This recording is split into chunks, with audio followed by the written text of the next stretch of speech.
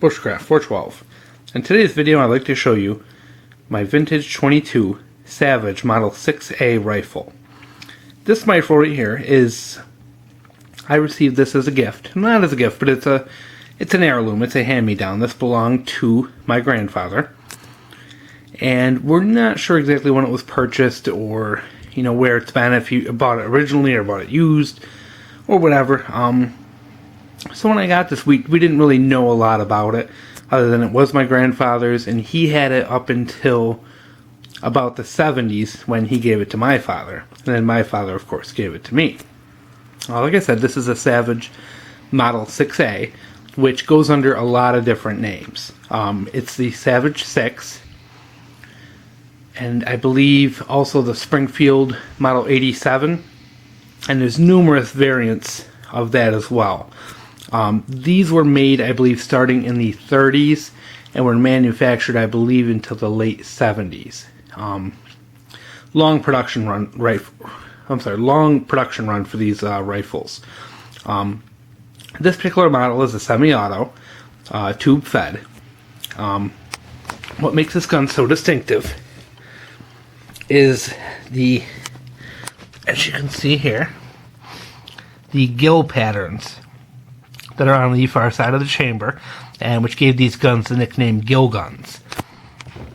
They are, I believe, for ventilation. They may have been for look. Difficult to say. From the research I've done on this rifle, there's a couple patents on the barrel I was able to look up, and based on the patents on the barrel and some information on the barrel, I was actually able to determine this rifle was actually purchased at Sears. It has the Ranger model number. This isn't going to pick up. It's too faint, but it has the Ranger model number stamped on the barrel. And Ranger was the Sears brand. But Sears didn't make their own guns. They bought other guns and then just relabeled them. So this was bought in a Sears.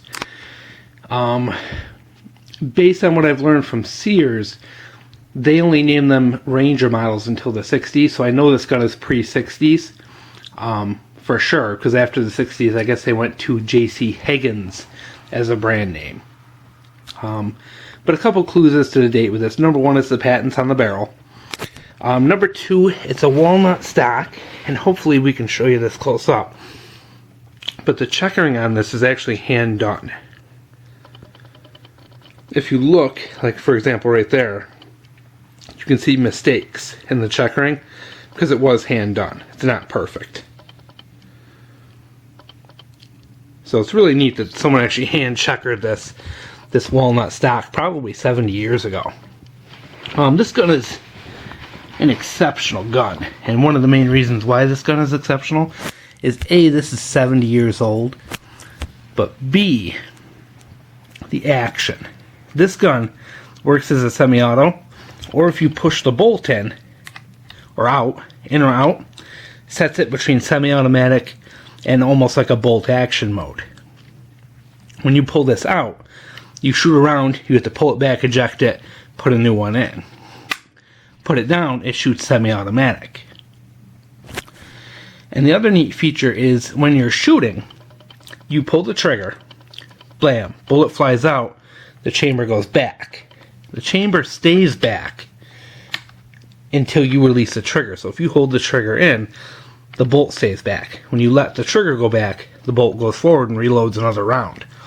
It makes an unusual noise. It's kind of a click-clack noise, and I know one of the other nicknames of this gun is a click-clack gun.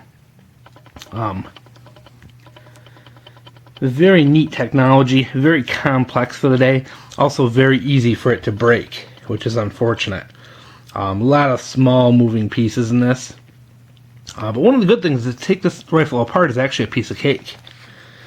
For cleaning, there's one screw on the bottom, which is hand tight. You just unscrew that, the barrel comes away from the stock, and then you pull out the plug at the back of the barrel, pull out the firing pin and all that, and you can clean this thing. It's a piece of cake. This, of course, like I said, is tube fed. It holds 15 rounds. It can do shorts, longs, and regular long rifle. This is another clue to the age, I guess, is the the shape of this. Bullet shaped has something to do with their age. But I'm not 100% on that. I still got to do more research. But overall, this is a really neat gun. It's also drilled and tapped for a scope. One of these days I'm going to get the original part and a period correct scope to put on this, because I guess from what my father said, this did have a scope back in the day. We're not sure where it is, but I do want to replace it with a period appropriate. And as you can see, they have 4 holes, and there is a weaver plate specifically made for this rifle, the Savage 6, that goes with it. Accuracy on these things is amazing. As you can see, this is a really long rifle. Very good accuracy. This thing's a tack driver, even with the iron sights. It was definitely, this is definitely back in the day. It was probably a very nice rifle.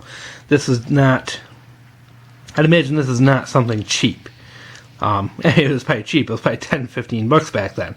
But it was not a low-end rifle at all. And I know the Springfields, they do make a lot of varieties of the Springfields. And I know there's a couple trainer rifles that are worth a lot of money. But not this one. This one's kind of run-of-the-mill. These are actually very common to find. A lot of these were made, I believe, in the neighborhood of millions were made between the 40s and the 70s.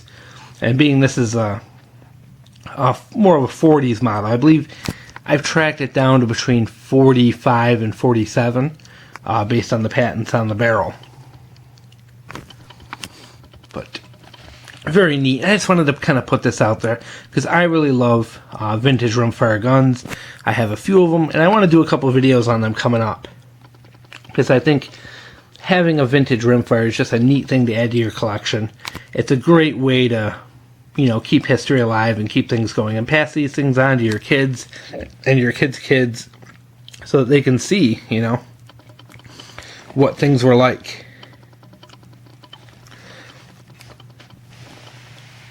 Let me just show you this one more time. And I also want to put out there, I got a lot of videos on the way. I've got a lot of new toys I got to test out and show off, so if you're not subscribed, get subscribed because we have a lot of nice videos coming out the next couple of weeks. This is Bushcraft 412 with a little show and tell on my Savage 6A.